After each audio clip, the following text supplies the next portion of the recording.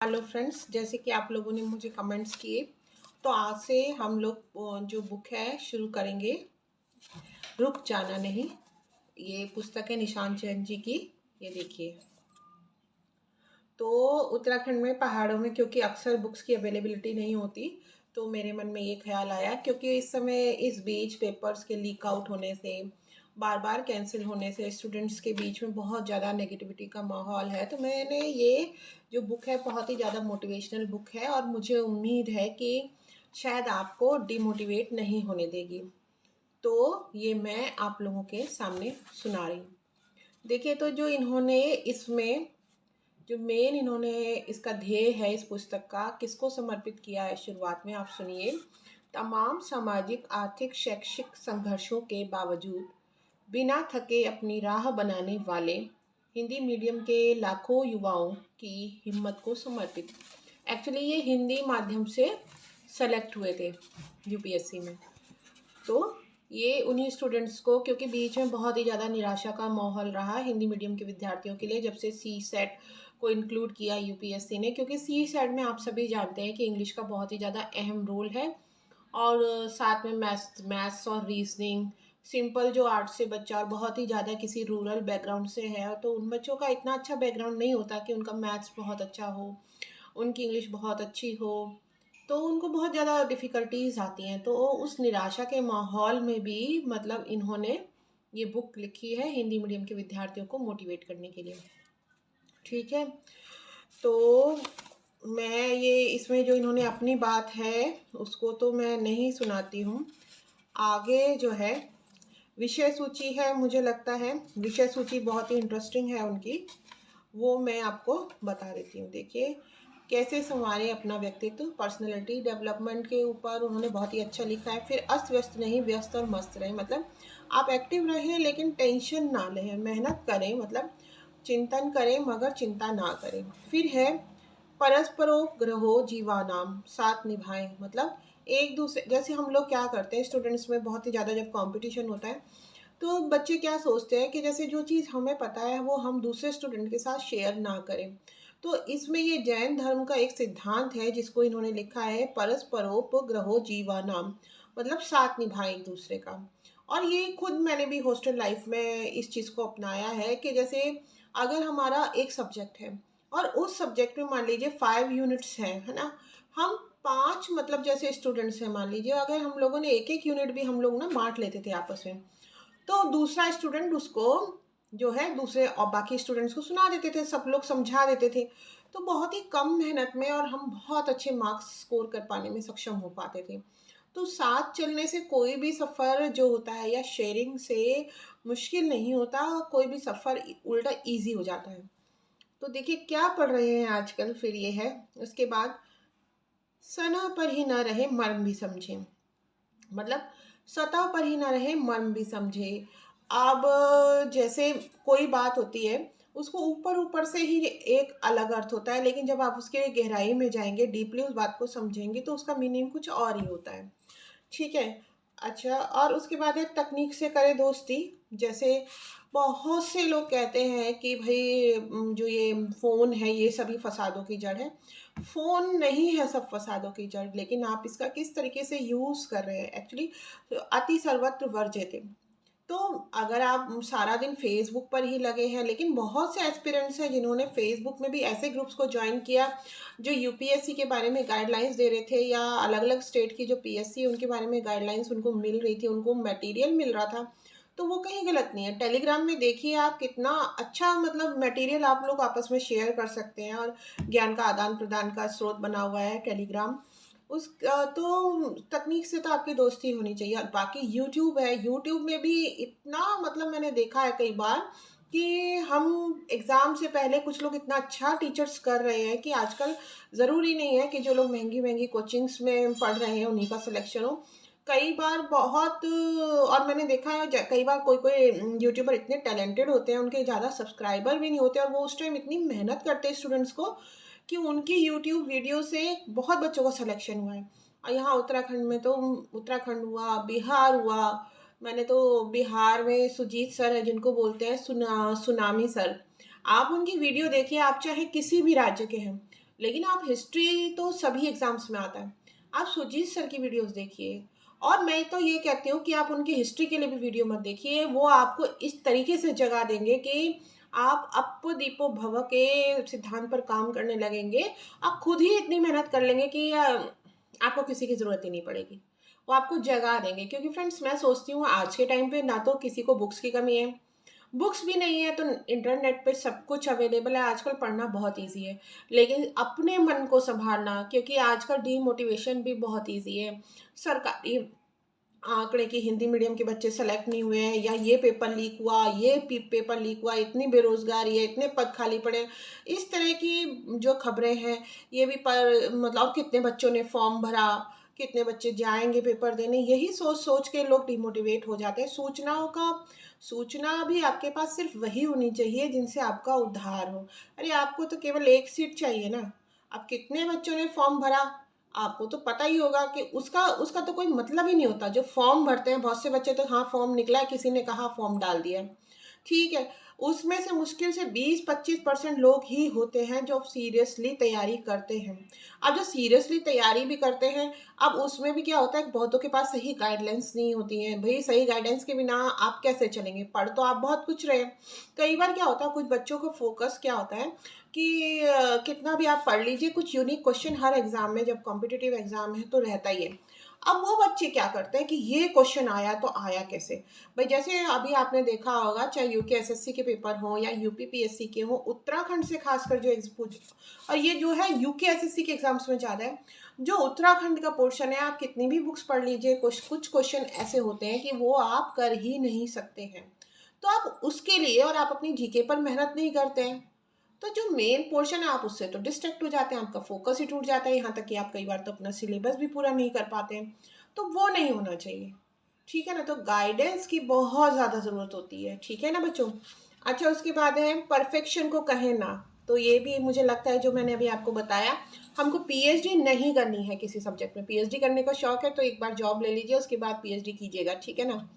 अच्छा उसके बाद देखिए, जीवन के 3 मार्गदर्शक, फिर क्यों अपनाएं मध्यम मार्ग।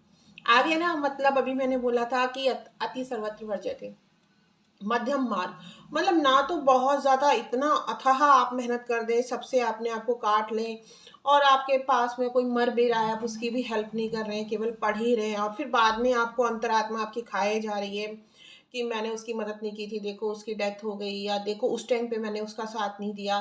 तो आपका मन ही आपको खा खा खा जाएगा। तो या बहुत कम, आप बिल्कुल पढ़ ही नहीं रहे हैं, है ना। देखिए आप चाहे 5-6 घंटे भी पढ़ें, लेकिन नियमित कंसिस्टेंसी बहुत ज़्यादा अहम बात होती है किसी भी एग्ज़ाम में, ठीक है ना। तो मध्यम मार्ग सबसे अच्छा होता है कि एक्सरसाइज के लिए भी टाइम रखिए आप, और अपने एंटरटेनमेंट के लिए भी टाइम रखिए, पढ़ाई के लिए भी ध्यान रखिए, और जहाँ कहीं अगर किसी को आपकी मदद की ज़रूरत है बहुत ज़्यादा, जिसके लिए, ठीक है, अगर कोई ऐसा व्यक्ति है जिसकी हेल्प के लिए और भी लोग हैं तो आपको परेशान होने की ज़रूरत नहीं है। लेकिन मान लीजिए कोई ऐसा व्यक्ति है जो सिर्फ, उसके पास इस समय आपके अलावा कोई और है ही नहीं, और आप उसको मरता छोड़ देते हैं लेकिन बैठे हुए हैं अपनी किताब लेके, तो वो चीज़ भी ठीक नहीं है। मध्यम मार्ग हमेशा सबसे उचित होता है, ठीक है ना। अच्छा उसके बाद है अपनी लकीर बड़ी करें। तो ये तो हम लोग बचपन से सुनते आए हैं। मुझे याद है जब मैंने पहली बार एक ये स्टोरी सुनी थी, तो अपनी फ्रेंड की बड़ी बहन से सुनी थी। उसने मुझसे पूछा, उसने एक लाइन ड्रॉ करी, फिर उसने मुझसे पूछा कि ये बताओ इसको छोटी करके, और लेकिन इसको मिटाना नहीं है। मैंने बहुत सोचा, मैं बहुत छोटी रही होंगी शायद, फर्स्ट सेकंड ज़्यादा से ज़्यादा थर्ड। तो मुझे नहीं समझ में आया, तब दीदी ने समझाया कि अगर इस लाइन को आपको छोटा करना है तो इसके बगल में इससे भी बड़ी एक लाइन खींच दीजिए, यानी कि किसी ने आपके साथ गलत किया तो आपको भी उसी स्तर तक गिरने की ज़रूरत नहीं है। आप स्वयं को इतना उठाइए कि वो अपने आप ही आपसे नीचे हो जाएगा। किसी से वाद विवाद में उलझने में केवल देखिए एनर्जी ही खराब होती है अपनी, बाकी कुछ नहीं होता। क्योंकि जिन लोगों को आप कितना भी बोलिए, अगर उनको इतनी पड़ी होती तो वो आपके साथ इतना गलत करते ही नहीं। और याद रखिए कुछ चीज़ें उसके ऊपर भी छोड़ना सीखिए, क्योंकि आज हो सकता है कि वो इस तरीके की पोजीशन पे हो और आप कमज़ोर हो, और समाज भी कई बार होता है कि मजबूत व्यक्ति का ही साथ देता है, लेकिन जिस दिन ऊपर वाले की लाठी पड़ती है ना, तो कितना भी बड़ा कोई अधिकारी हो, कितना भी बड़ा कोई आदमी हो, इंसान आखिर इंसान है। आप शमशान जाइए, आपने देखा होगा कि कोई कितना भी बड़ा राजा हो, वो भी इतनी सी राख में सिमट जाता है। तो कभी भी जो है किसी की लकीर छोटी करने की कोशिश ना करें। फिर है रुक जाना नहीं तू कहीं हार के, है ना। तो ये बहुत ही ज़्यादा मोटिवेटिंग सॉन्ग है और इसको मैं भी अक्सर सुना करती हूँ जब भी डिमोटिवेटेड फील करती हूँ खुद को। हार के तो रुकना ही नहीं है, अपनी मंजिल को पाने से पहले हार कर तो रुकना ही नहीं है इस बात का। फिर देखिए सितारों के आगे जहाँ और भी है, मान लीजिए बहुत मेहनत करके भी आपका यूपीएससी में सिलेक्शन नहीं होता है, तो बहुत से आपने टीचर्स की स्टोरी भी सुनी होगी। इस टाइम तो जोश टॉक्स भी इतना अच्छा काम कर रहा है कि जो लोग हर जगह फेल हो गए, हर एग्ज़ाम में फेल हो गए, और लास्ट टाइम पे फिर जब उन्होंने यूपीएससी की तैयारी करवाना शुरू किया स्टूडेंट्स को, तो उन्होंने कैसे एक ही साल के अंदर कितने स्टूडेंट्स को सेलेक्ट करवा दिया। क्योंकि अगर जीत का एक रास्ता होता है, या तो एक विजेता से सीखिए। विजेता से आपको क्या सीखना है, विजेता से आप उसकी स्ट्रेटजी सीख सकते हैं। और जो जो हारा हुआ व्यक्ति होता है वो आपको हर वो चीज़ बताएगा कि मैंने क्या क्या गलती की थी और आप वो गलती ना करें। तो नई शुरुआत, नए संकल्प, मेरी कहानी यूं ही चला चल रही। मतलब कैसे बहुत छोटे से मेरठ के एक शहर से उन्होंने शुरुआत की और कैसे वहां तक पहुंचे, ये हमारे निशान चैन जी, सब कुछ इन्होंने दिया है। अब इन्होंने कुछ आईएएस ऑफिसर्स की, अच्छे अच्छे ऑफिसर्स की इन्होंने जो है स्टोरियाँ दी हैं लास्ट में, सफलता के सफ़र की कुछ शानदार कहानियाँ। एक है आशीष कुमार उत्तर प्रदेश, फिर आदित्य राजस्थान। तो मैं सोच रही हूँ कि पीछे से शुरू करूँ, कुछ स्टोरी सुनाती हूँ आपको जिससे कि आपका इंटरेस्ट पैदा हो और आप लोग मुझे और ज़्यादा कमेंट करें कि हाँ मैम ये बुक पूरी बताइए। और आपकी अलग ही अंतर्दृष्टि इस पूरी बुक को सुनने के बाद डेवलप होगी इस पूरी प्रिपरेशन के लिए। तो देखिए, कांस्टेबल से आईपीएस तक का सफर विजय सिंह गुर्जर राजस्थान, उनकी कहानी आपको बताती हूँ मैं। देखिए, मैं राजस्थान के झुंझुनू जिले के देवीपुरा गांव का निवासी हूँ। पिताजी श्री लक्ष्मण सिंह किसान हैं एवं माताजी श्रीमती चंदा देवी गृहिणी। 5 भाई बहनों में मैं तीसरा हूँ। आरंभिक शिक्षा गांव में ही हुई है। पढ़ाई में मैं शुरू से ही क्या था, औसत था। पढ़ाई में मैं शुरू से ही औसत था। और 11वीं कक्षा में जो पिताजी हैं, पिताजी ने संस्कृत स्कूल में दाखिला दिलवाया, क्योंकि संस्कृत पढ़ने के बाद अध्यापक बनना आसान होता था और पापा चाहते थे कि मैं शिक्षक बनकर अपने परिवार का सहारा बनूं। संस्कृत कॉलेज से शास्त्री बीए ऑनर्स करने के बाद मैं सरकारी नौकरी के लिए तैयारी करने लगा, लेकिन राजस्थान में शिक्षक की भर्ती, सेना की भर्ती, राजस्थान पुलिस कांस्टेबल की भर्ती में मैं असफल रहा। तभी 2002 में 9 में दिल्ली पुलिस कांस्टेबल की भर्ती निकली। मेरा एक दोस्त पहले से दिल्ली पुलिस में सिपाही था, उसने मुझे दिल्ली आकर कोचिंग ज्वाइन करने की सलाह दी। दिल्ली पुलिस में कांस्टेबल के पोस्ट पर मेरा चयन हो गया। ठीक है, जिस दिन मेरा कांस्टेबल का परिणाम आया था, मैंने अपने पिताजी को अपनी ज़िंदगी में सबसे ज़्यादा खुश देखा था। ठीक है, उसके बाद सभी मध्यम वर्गीय बच्चे की तरह मेरे भी मन में आया कि काश मैं भी आईपीएस या आईएएस होता। थोड़े दिन बाद मेरा सब इंस्पेक्टर का परिणाम आया जिसमें मैं पास हो गया। इस परिणाम ने मुझ में आत्मविश्वास बढ़ाया और मैंने निश्चय किया कि मैं भी सिविल सर्विसेज की तैयारी करूंगा। मैंने एसएससी स्नातक स्तर का पेपर दिया। ट्रेनिंग से पास आउट होने के बाद 1 साल के लिए मुझे दिल्ली के संगम विहार पुलिस स्टेशन में पोस्टिंग मिली। वहाँ हर सब इंस्पेक्टर दिन में 15-16 घंटे काम करता था। थाने में आकर पढ़ाई से नाता टूट सा गया। 10-11 महीने के बाद मेरा एसएससी का परिणाम आया और मुझे केंद्रीय उत्पाद एवं सीमा शुल्क केरल मिला। मैंने 2 महीने में दिल्ली पुलिस से त्यागपत्र दे दिया और केरल में कार्य ग्रहण किया। केरल आने के बाद थोड़ा ज़्यादा समय पढ़ाई को देने लगा, लेकिन हिंदी हिंदी माध्यम में मटेरियल के लिए दिल्ली जाना पड़ता था। साथ ही अकेले तैयारी करने के कारण मैं हतोत्साहित हो गया था। मैंने दोबारा एसएससी की परीक्षा दी। इस बार मेरी अच्छी रैंक होने के कारण मुझे दिल्ली में आयकर निरीक्षक का पद मिला। फरवरी 2014 से मैंने दिल्ली ज्वाइन किया। दिल्ली आने के बाद मैंने कुछ कोचिंग में क्लासेस ली, लेकिन उनके पढ़ाने के तरीके मुझे पसंद नहीं आए, तो मैंने सेल्फ स्टडी का ही निर्णय लिया। 3 प्रयासों में मैं प्रारंभिक परीक्षा भी उत्तीर्ण नहीं कर पाया था। मेरा खुद से विश्वास उठने लगा था। सारी ऊर्जा लगाने के बाद भी कुछ परिणाम नहीं निकल रहा था। इसी बीच घर वाले शादी के लिए दबाव बनाने लगे, क्योंकि मेरी सगाई 2012 में ही हो गई थी। तो 2015 में मेरी शादी हो गई। शादी के बाद मेरी पत्नी और मेरे एक मित्र ने मुझे अगले प्रयास के लिए केवल न केवल प्रोत्साहित किया, बल्कि हमेशा मेरा हौसला भी बढ़ाया, मेरी कमियां दूर करने में मेरी मदद की। 2016 में मुझे साक्षात्कार के लिए बुलाया गया। फिर वही हुआ। अंतिम परीक्षा में मैं 8 नंबर से बाहर हो गया। 31 मई को परिणाम आया और मैंने तय कर लिया कि अब और नहीं। 2 दिन तक सोचता रहा, किताबें कबाड़ी को बेच देता हूँ। एक दोपहर अपने घर की बालकनी से कबाड़ी का इंतजार कर रहा था कि पीछे से पत्नी सुनीता आई और बोली, इतने दिन स्टडी की है, बस 4 महीने की बात है, एक बार और कोशिश करो। उसके इस विश्वास ने मेरा दिमाग बदला और मैंने पूरी मेहनत से एक बार फिर परीक्षा में बैठने का फैसला किया। इस बार मैंने अपने पिछले प्रयास की कमियों को दूर किया और आखिरकार 574 रैंक के साथ चयनित हुआ। मेरे आसपास के 15 गांवों में मेरा आज तक का पहला चयन था। जब मैं घर गया तो करीब 2-3 हजार लोग मेरे स्वागत के लिए वहां खड़े थे। पूरे गांव के साथ रहकर मेरी सफलता का जश्न मनाया। मैंने हमेशा अपने चयन की को सफलता न मानकर बस एक अवसर माना है, जो मुझे उन लोगों से दूर रखने में सक्षम बनाएगा जिनकी परेशानियों को मैंने नज़दीक से जाना है। अंत में मतलब उन लोगों के जो दुख है दूर करने का मैं जरिया बन सकूंगा, वो कहना चाह रहे हैं, जिनकी परेशानियों को मैंने नज़दीक से जाना है। अंत में बस इतना ही कहना चाहूँगा, ज़िंदगी की असली उड़ान अभी बाकी है, ज़िंदगी का असली इम्तिहान अभी बाकी है। अभी तो नापी है मुट्ठी भर ज़मीन हमने, अभी तो सारा आसमान बाकी है।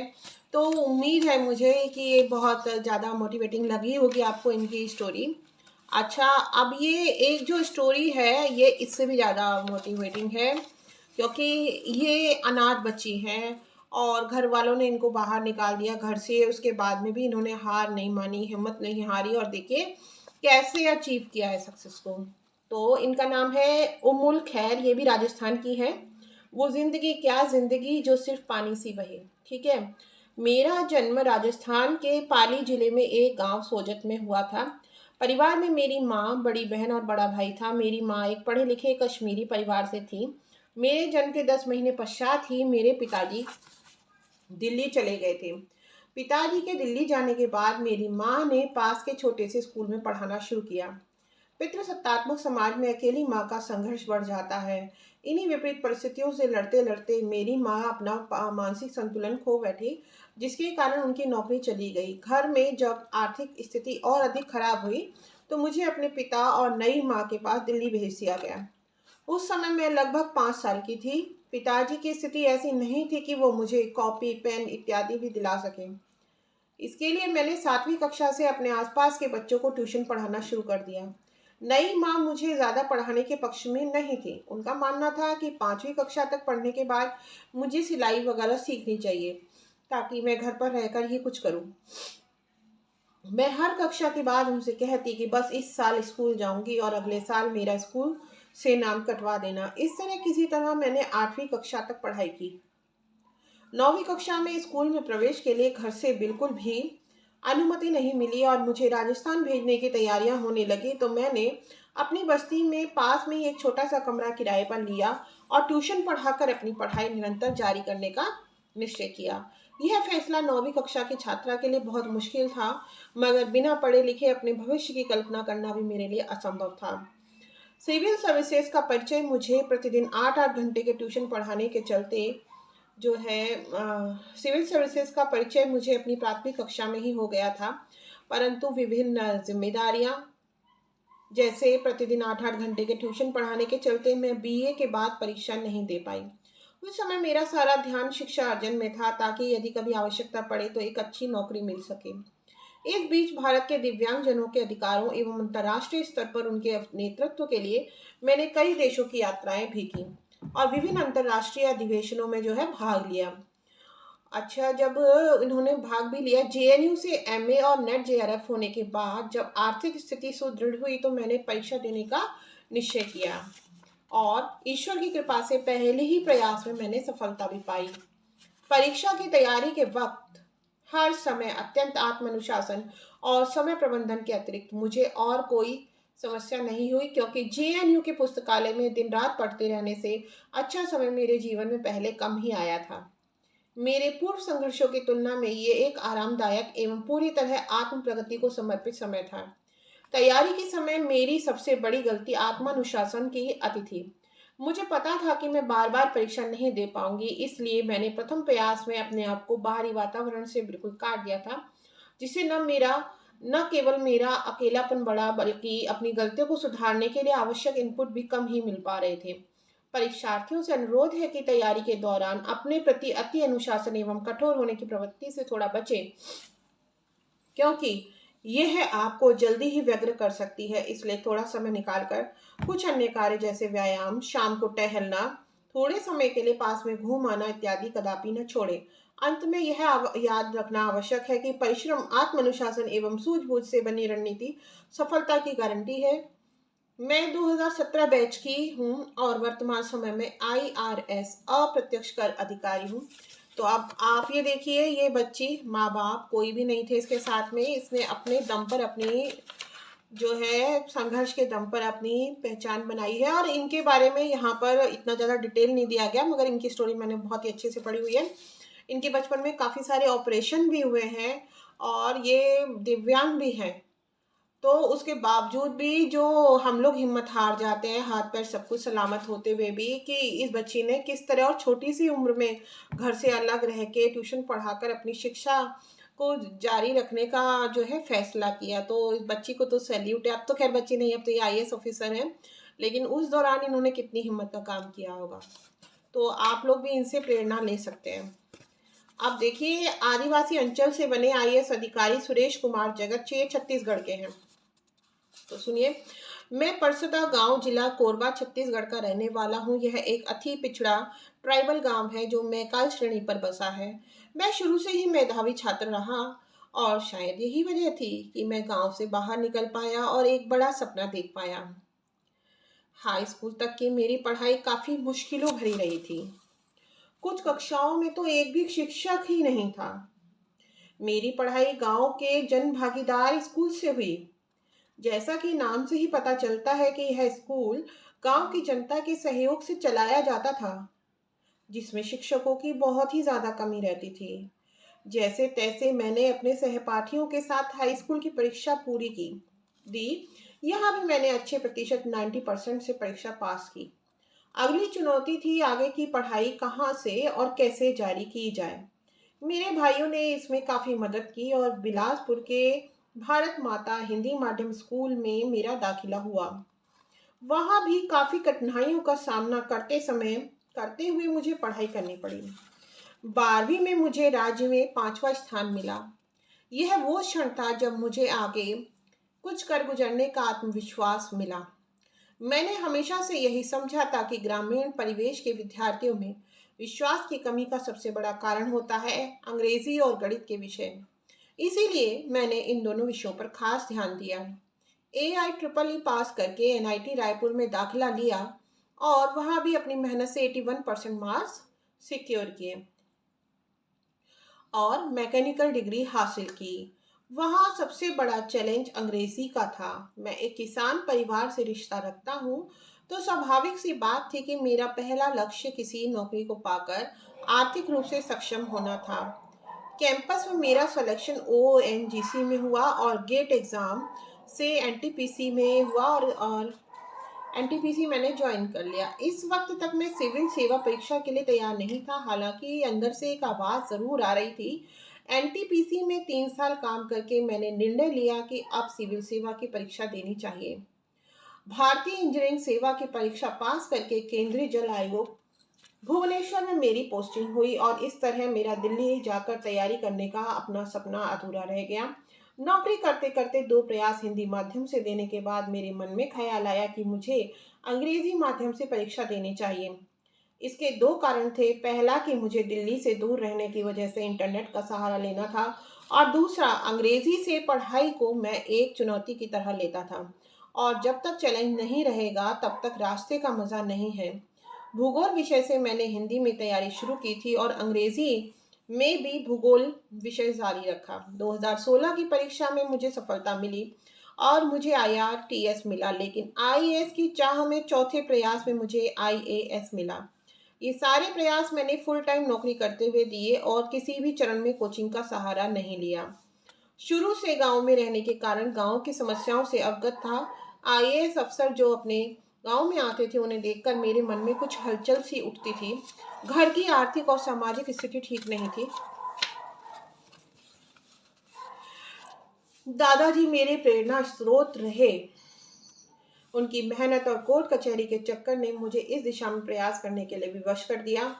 पहली गलती ये रही कि मैंने हिंदी माध्यम से तैयारी की पूरी कोशिश नहीं की। अगर हिंदी साहित्य विषय से परीक्षा देता तो सफलता पहले ही मिल गई होती। नोट्स नहीं बनाना मेरी दूसरी गलती थी, जिसके परिणाम स्वरूप रिवीजन में दिक्कत हुई। तो देखिए, ये भी रिवीजन को और नोट्स मेकिंग को मतलब बहुत इंपॉर्टेंट बता रहे हैं। नोट्स इतने क्रिस्प बने होने चाहिए आपके, इतने ज़्यादा ब्रीफ बने चाहिए कि आप लास्ट टाइम पे थोड़ी ही टाइम में उनको रिवाइज कर सकें। तो शुरू के प्रयास अति आत्मविश्वास से दिया, जिससे मुझे असफलता मिली। निबंध और एथिक्स पेपर में बिना अभ्यास के प्रयास करना भी एक गलती थी।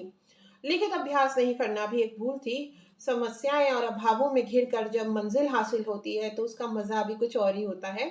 परेशानियों से घिरा और अभावों में पका व्यक्ति जितना मजबूत होता है उतना और कोई हो ही नहीं सकता। तैयारी के दौरान ये बात ध्यान में रखनी चाहिए। ठीक है, तो कैसी लगी आपको इनकी स्टोरी? आप ये देखिए, आदिवासी क्षेत्र से आकर कहाँ तक इन्होंने जो है और जॉब हासिल करने के बाद में विदाउट कोचिंग ये सफलता अर्जित की है। तो बताइए आप लोग क्यों डिमोटिवेट होते हैं? आप लोगों के लिए मैं हूँ, मैं आपको मोटिवेट करने आती रहूँगी।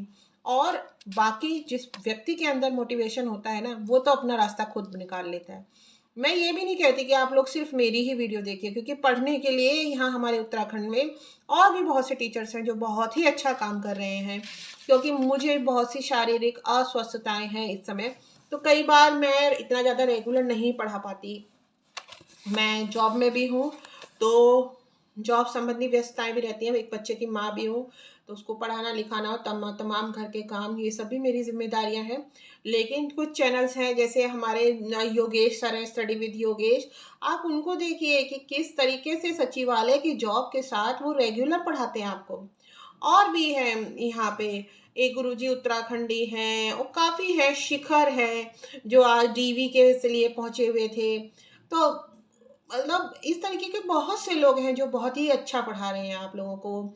एक एग्ज़ाम मेंटर करके हैं, एक देहरादून स्टडी पॉइंट है। मैं कितनों के नाम बताऊं, क्योंकि सबका अपना अपना क्राइटेरिया है काम करने का अलग अलग, लेकिन सभी अपनी तरफ से बहुत मेहनत कर रहे हैं, मुझे ऐसा लगता है।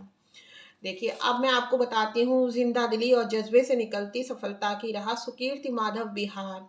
देखिए, बिहार ने इस देश को बहुत ज़्यादा नौकरशाह दिए हैं और यहाँ के अफसर काफ़ी अपने काम में अच्छे होते हैं। यहाँ के विद्यार्थियों से आप सीख सकते हैं कैसे कम संसाधनों में भी वो लोग अपनी पढ़ाई जारी रखते हैं।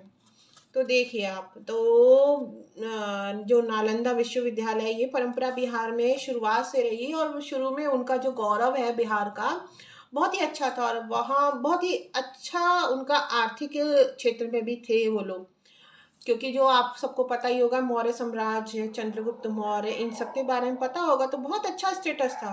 वो तो कालांतर में समय के साथ हर क्षेत्र उठता भी है और गिरता भी है। कई बार ऐसी नीतियां नहीं बन पाती तत्कालीन पॉलिटिशियंस के द्वारा कि उस जो राज्य है उसका विकास हो सके। तो मैं ज़्यादा बिहार के डिटेल में नहीं जाऊंगी और आप लोगों को इनके बारे में बताती हूँ। इनका नाम है श्री सुकीर्ति माधव, ये बिहार से है। हाफ पैंट और मटमैला बुशर्ट पहने धूल उड़ाते हुए मवेशियों को चरते जाते देखना और सबके साथ बस खेलते रहना। कभी पुरानी किताबों के ढेर से कोई कहानी की किताब ढूंढ निकालना और धूल साफ कर एक बार में पढ़ जाना। कभी कटी पतंग के पीछे भागना, कभी गौरैया का पीछे करना। मछली पकड़ना, बेर तोड़ना, कलेवा लेके खेत पे बाबा के पास जाना और मौका मिलते ही खेत पे ट्यूबवेल पे नहाना। झोला लेके स्कूल जाना, बोरे पे बैठना और अंतिम घंटी बजने का इंतजार करना। गर्मी में खुले आसमान के नीचे तारे गिन सोना, बारिश में भीगना और खेलना। ठंडे में पुआल की गर्मी में बिस्तर बना लेना और उन्हीं रातों में बड़े बड़े सपने देखना, कुछ ऐसा सुनहरा था मेरा बचपन। देखिए गरीबी में भी उन्होंने डिस्क्राइब कर दिया कि कितना एंजॉय करता है आदमी कम संसाधनों में भी। देखते देखते बचपन बीत गया और स्नातक और फिर एमबीए भी हो गया। 2010 में एमबीए पूरा करते ही कोल इंडिया लिमिटेड में नौकरी भी लग गई। 2010 एक और वजह से यादगार पल था। इसी साल मेरे पिताजी की नौकरी भी माननीय सुप्रीम कोर्ट के आदेश से बहाल हुई। 22 सालों की लंबी कानूनी लड़ाई के बाद बहरहाल इस 22 साल के संघर्ष ने काफी कुछ सिखाया बताया। माता पिता ने खेती किसानी की अभाव देखे मुश्किल वक्त बिताया, लेकिन हमें हमेशा बड़े सपने देखने को प्रेरित किया। मैं बिहार के एक जिले जमुई के एक गांव मलयपुर से हूँ। बिहारी होने के नाते सिविल सर्विस के बारे में मैंने बहुत कुछ सुना था। मेरे पिताजी हमेशा से ये चाहते थे कि मैं यूपीएससी दूं और लोक सेवा के क्षेत्र में आऊं। हालांकि मैं अपने आप को औसत छात्र मानते हुए इस परिचर्चा से दूर रखने की कोशिश करता। एमबीए के बाद कोल इंडिया लिमिटेड की अच्छी नौकरी, शायद जितना मैं सोचता था, जितना मैं अपने को योग्य मानता था उससे बेहतर। मैं खुश था और इसी तरह दिन महीने और कुछ साल बीत गए, लेकिन वहीं कुछ तो ऐसा था जो चुभ रहा था। कई सवाल मन में उमड़ घुमड़ रहे थे। क्या मुझे कहीं और होना चाहिए? क्या मैं कहीं और बेहतर कर सकता हूँ? क्या मैं जिंदगी को और सार्थकता दे सकता हूँ? क्या मुझे सपने देखने चाहिए? क्या मुझे अपने सपनों का पीछा करना चाहिए जो मेरे पिताजी ने मेरे लिए देखे? और इस तरह मेरा मन आकुल और अधीर होने लगा। लेकिन कैसे? यूपीएससी, जहाँ सबसे तेज सबसे प्रतिभाशाली लोग प्रतिभा करते हैं। आर्थिक बाध्यता की वजह से न तो नौकरी छोड़ना संभव था और न नौकरी के साथ कोलकाता में कोचिंग करना। क्या मैं ये कर पाऊंगा पता नहीं, लेकिन क्या ऐसे ही छोड़ दूं? कम से कम ईमानदारी से भरा एक प्रयास तो कर लूं। कभी ये पछतावा तो नहीं रहेगा कि काश एक बार कोशिश कर ली होती। और इस ऊहापोह और उधेड़ बुन के रास्ते से निकलकर मेरी यात्रा शुरू हुई यूपीएससी की, और जी जान से जोशो खरोश से नौकरी के साथ तैयारी शुरू कर दी। और हर एक गुजरते दिन के साथ निराशा और दृढ़ और निश्चय और दृढ़ और मजबूत होता गया। कुछ परेशानियां आईं, लेकिन इससे प्रेरणा और बढ़ती गई।